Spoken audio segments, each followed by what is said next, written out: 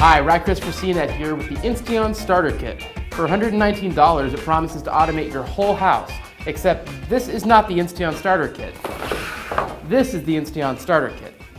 The Insteon Starter Kit will give you the three items you see here. This is the Insteon Hub, and it's sort of the control center. We've seen this with pretty much every home automation network, with a few exceptions. You get a device like this that plugs into your router and then talks to your devices to help automate them. You'll also get these two, which are lamp link dimming modules. And what these do is they plug into your wall, and then you'll plug a lamp in down here, and that lamp will then be automatable. You can turn it on and off remotely. You can set it to turn on and off automatically at a certain time. You can even have it turn on and off at the sunrise or sunset. But what you can't do with this entire system is conditional automation, and that to me is a huge drawback. Conditional automation is what we've seen from services like IFT and networks like the Belkin Wemo and the Nexia Home Intelligence System. And what conditional automation means is it just two different devices triggering each other. So if you walk into a room and the motion detector sees you, it'll turn the lights on, or something to that effect. This system can't do that. It can only automate items in an isolated fashion. You can tell the lights when to turn on, you can tell the motion detector when to alert you, but you can't have those items work together to perform complex automations, and to me that's a colossal drawback to this entire system.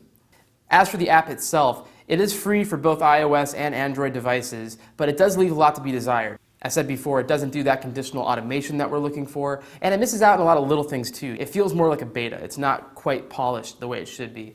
Now, all that stuff that I just swept away a second ago, those are all upgrades you can get to this system. And if you decide to go that route, there's some cool stuff that's very, very useful. There's this leak sensor. You put this on the floor in your bathroom, and if there's a leak, it'll alert you to it. That's great. The Belkin Wemo can't do that. Another feature about the Insteon that we like is that it is backwards compatible with a great deal of existing X10 devices. Another great perk, no monthly fees. So if you're looking at a system like the Nexia and you're not sold on that $9 a month fee to use it, take a look at the Insteon because it doesn't have that and it still offers you some pretty decent home automation options. So if you have a specific need for the very specific devices that Insteon offers, it might actually be a great fit for you. But if you have any wider aspirations towards an elaborate network of automations and systems and rules and items working together in tandem to make your life easier, this probably isn't the best system. You can look at Belkin's Wemo line of home automation products. They have the Wemo switch, the Wemo light switch, and the motion detector, all of which we thought were very nice. And you can get the switch and motion package for $79. That's $40 cheaper than what you get here. It gives you IFT functionality, and you can plug more than just a lamp into it. You can plug toasters and coffee makers, whatever you want. So we think that's probably a smarter starter kit. For CNET, I'm Chris.